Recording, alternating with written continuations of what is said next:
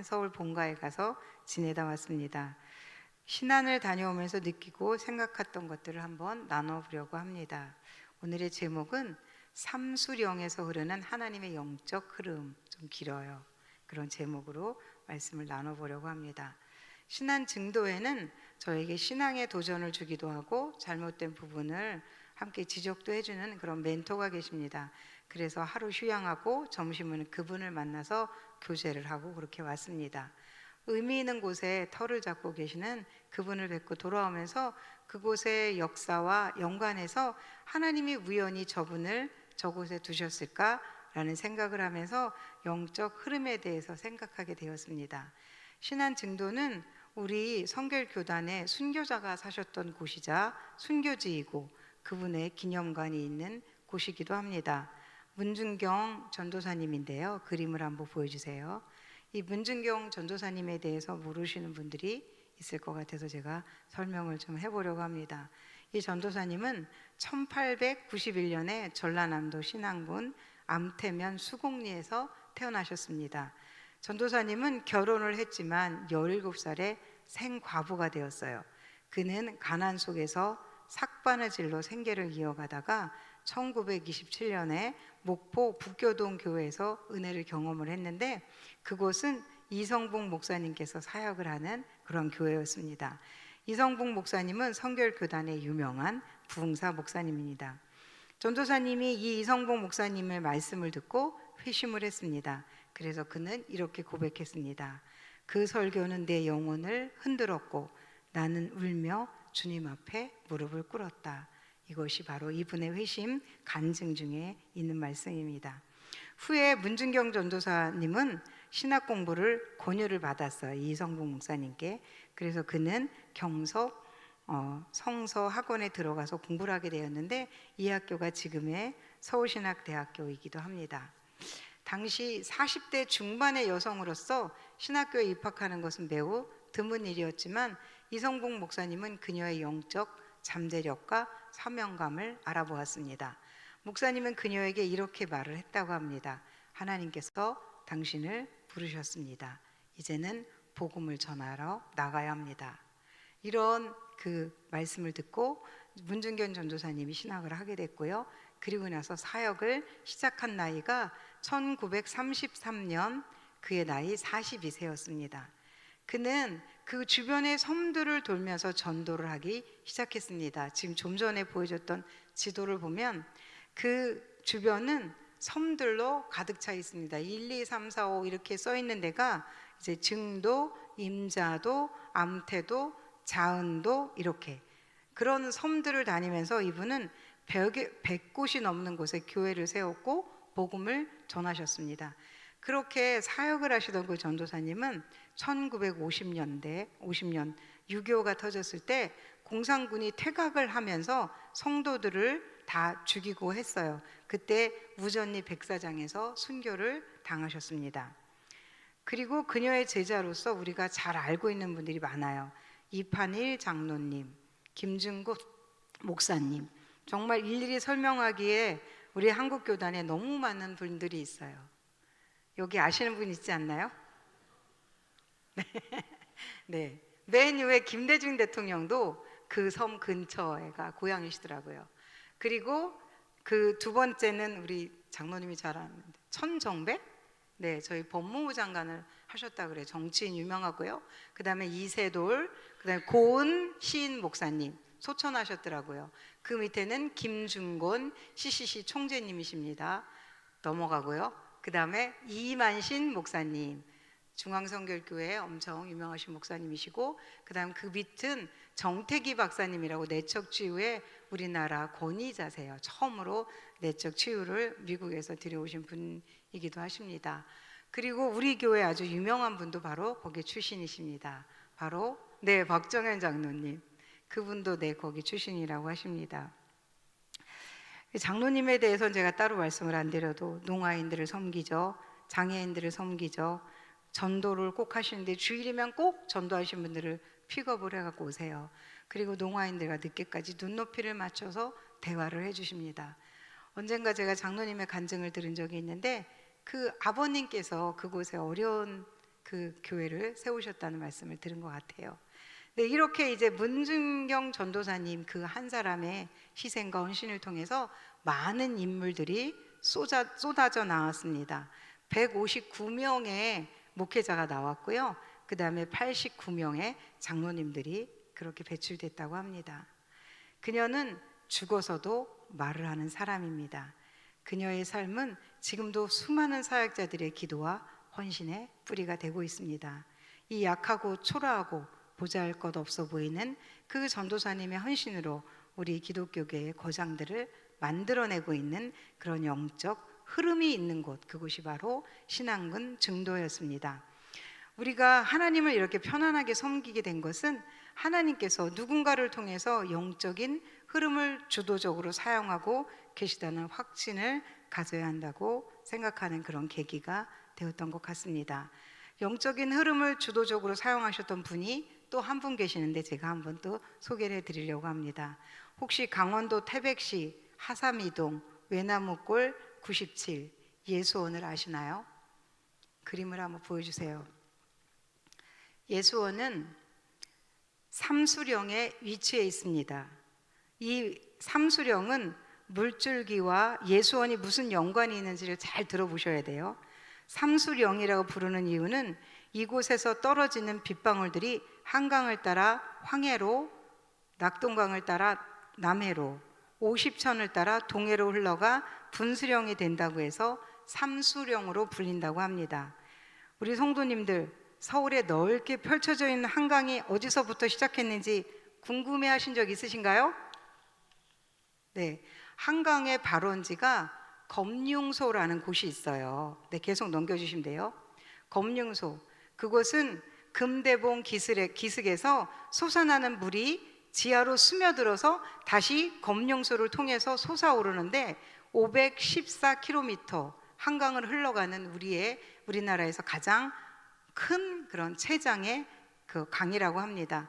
이 검융소에서 솟아나는 물은 사계절 9도씨를 유지하고 있어요. 그리고 하루에 얼마나 솟아나오냐면 2,000톤. 얼마라고요? 어마어마한 물입니다. 그 물이 계속 마르지 않고, 아니 아까 그거 보여주셔야 돼. 솟아나오는 곳이 바로 검융소입니다.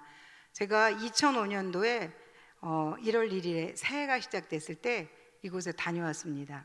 새로운 시작을 한강의 물줄기를 보면서 시작하고 싶어서 가족과 같이 갔는데 한겨울 매서운 추위에 엄청 고생했습니다. 그렇게 영하의 날씨에 갔음에도 불구하고 그 물은 얼지 않고 그 속도와 양을 그대로 유지한 채 흐르고 솟아오르고 있었습니다. 다음으로 소개할 곳은 남해로 흐르는 물의 발원지입니다. 낙동강은 그럼 어디서부터 시작됐을까요? 보여주세요.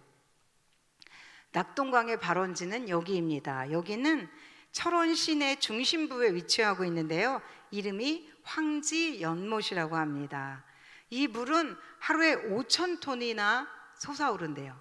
그래서 이 맑은 물이 황지천을 시작으로 해서 낙동강, 본류 해가지고 어디로 가냐면 봉화, 울주, 안동, 예천, 문경, 상주, 의성, 구미, 칠곡, 성주, 고령, 대구, 창녕, 합천, 의령 다해다, 함안, 창원, 밀양, 김해, 양산, 부산까지, 사하구까지 을숙도 인근 바다로 해서 나간다고 합니다.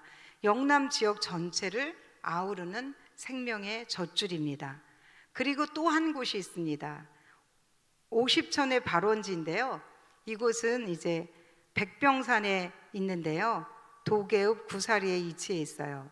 이곳은 오십천의 발원지예요. 이 물은 어디로 흘러가냐면 삼척 시민들에게 흘러가는 그런 물입니다.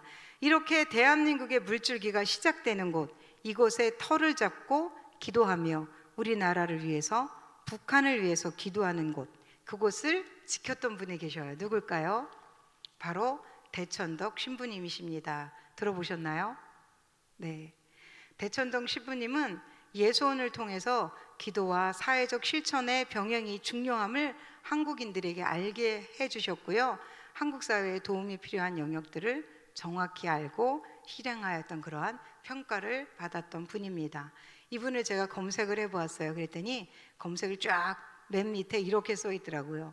한동대학교 설립에 관여하기도 했고, 옥한음, 오정현, 하영조, 조용기, 이동원, 김희권, 강원용, 이영훈, 송태근, 박영선 목사 등 한국의 여러 잘 알려진 목사들에게 영향을 미쳤다라고 기록이 되어 있더라고요.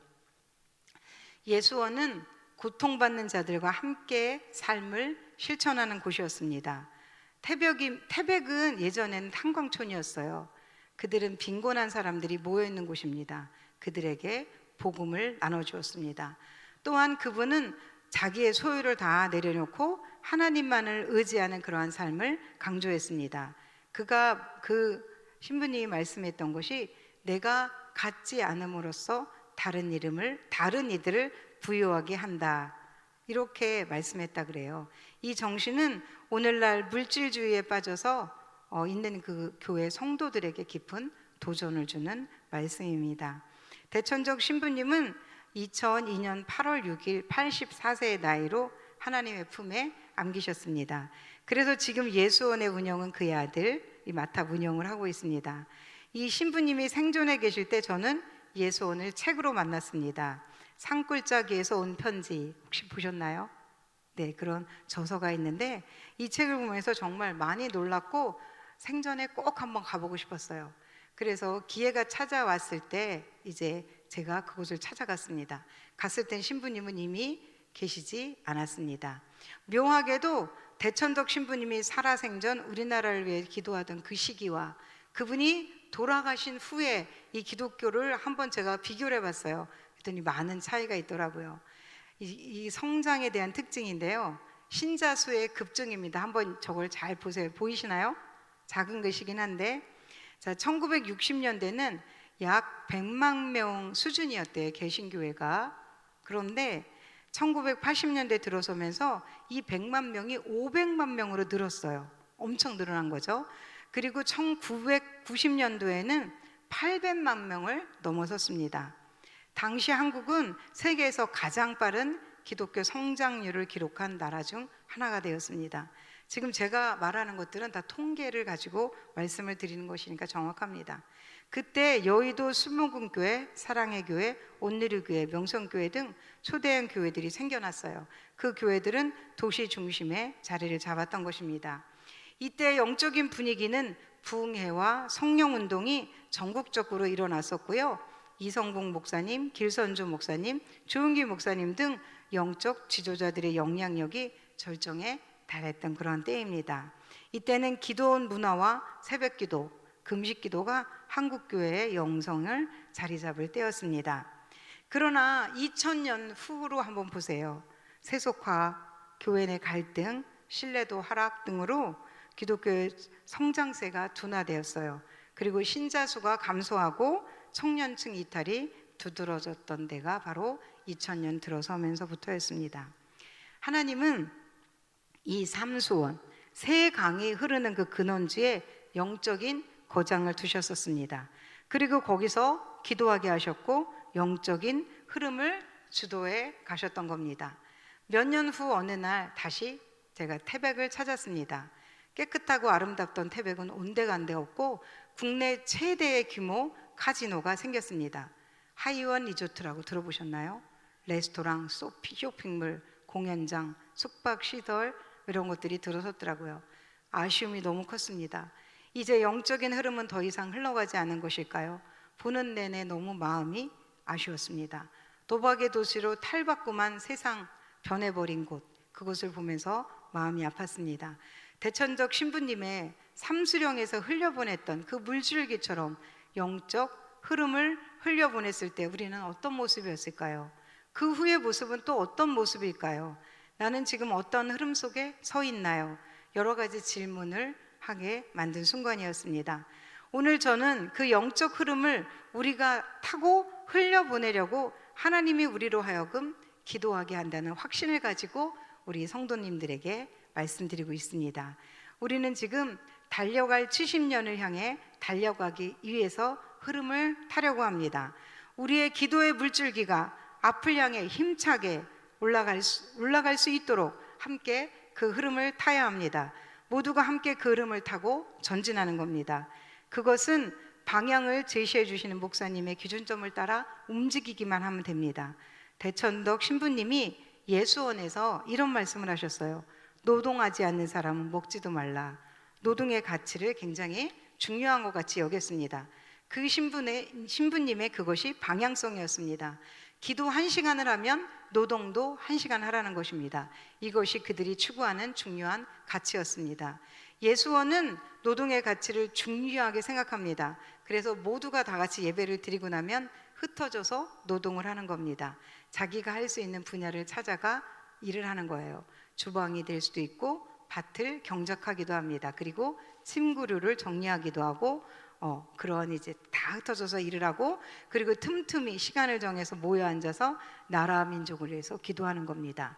북한을 위해, 세계 선교를 위해서 구체적으로 기도를 하는데 그 기도문을 다 적어놔요. 그다음에 같이 읽고 끝에 아멘 하면서 이제 그런 기도문을 같이 제가 했었습니다. 그 기도의 영성은 우리나라를 움직였었습니다. 우리나라는 그런 영적인 흐름을 타고 놀라운 부흥의 역사를 경험할 수 있었던 것입니다. 우리는 24시간을 깨어 기도한다는 그러한 목표를 정했습니다. 왜 기도해야 할까요? 기도는 영적으로 살아갈 우리 모두의 동력이 되기 때문입니다.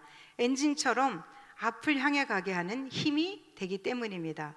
그 힘을 얻기 위해서 우리는 기도해야 하는 겁니다. 하나님께서 처음에 에덴 동산을 만드셨을 때 에덴 동산에서 강이 흐르게 하셨습니다. 그곳으로 강이 4곳으로 갈라져 흐르게 하셨습니다. 그 강에서 발원한 물들은 흘러가서 모든 땅을 비옥하게 적셨고 농산물을 경작하게 하였습니다. 창세기 2장 10절로 14절 말씀을 한번 같이 읽어보도록 하겠습니다. 시작. 강이 에덴에서 흘러나와 동산을 적시고 거기서부터 갈라져 4근원이 되었으니 첫째의 이름은 비손이라. 금이 있는 하웰라 온 땅을 둘렀으며 그 땅의 금은 순금이요 그곳에는 베델리엄과 호마노도 있으며, 둘째 강의 이름은 기온이라. 구스강 온 땅을 둘렀고 셋째 강의 이름은 히데겔이라. 아수르 동쪽으로 흘렀으며 넷째 강은 유브라 되더라. 아멘.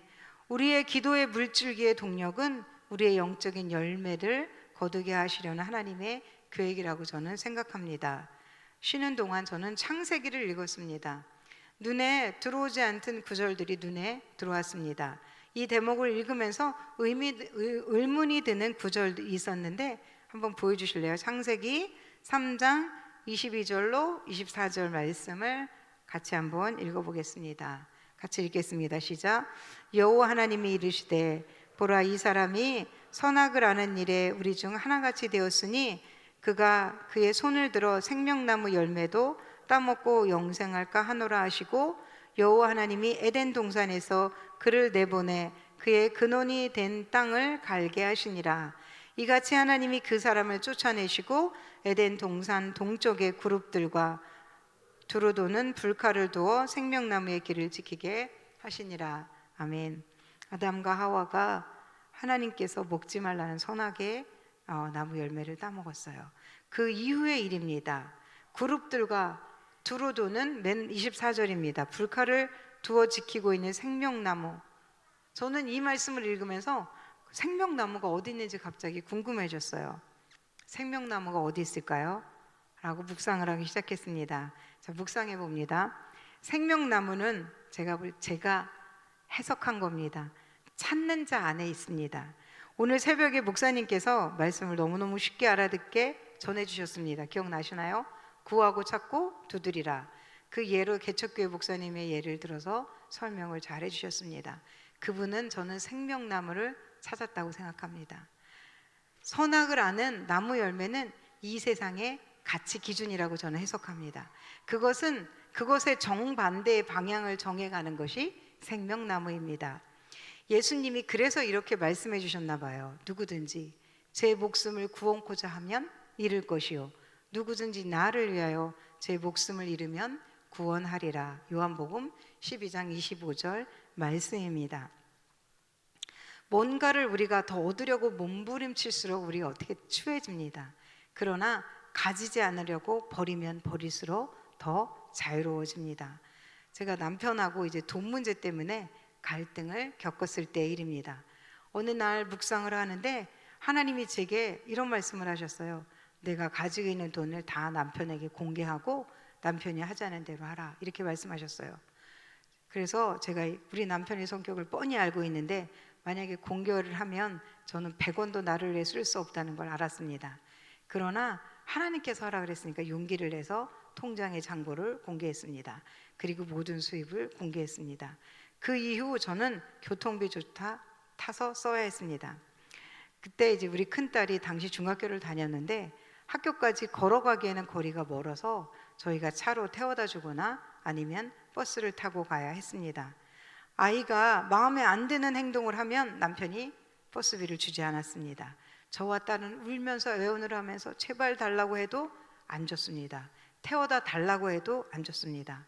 남편은 운전할 수 있는 저에게 차키도 주지 않았습니다. 그때 저에게 원망이 터져 나왔습니다. 왜 하나님은 다 넘기라고 해놓고 이렇게 고통스럽게 하시나요? 그 사람 성격을 몰라서 그랬나요? 하면서 저는 정말 이해하지 못하는 하나님에 대해서 그렇게 원망의 기도를 올렸습니다. 그러나 시간이 지나고 난 후에 알았습니다. 그것이 어떤 이유였었는지를. 아이야 나의 상처는 잠깐입니다. 그러나 영원한 생명나무가 있습니다. 우리 가정의 모든 질서를 하나님의 기준대로 세워가기를 하나님은 원하셨던 것입니다. 그리고 제가 물질에 대해서 집착하는 마음을 다루셨던 겁니다. 저의 선악과를 생명나무로 바꿔주시려는 의도였던 것입니다. 선악과는 더 달콤해 보입니다. 더 좋아 보입니다. 그러나 거기에는 생명이 없습니다. 이 세상 것들, 우리 눈에 좋아 보이는 것들은 영원한 것 같으나 영원한 것은 아무것도 없습니다. 그러나 그 유혹은 선악과와 같이 먹음직도 하고 보암직도 합니다. 그것을 취하면 행복할 것 같지만 그것은 바닷물과 같아서 마시면 마실수록 더 갈증이 심해질 뿐입니다. 우리의 삶 가운데 무엇이 생명나무일까요?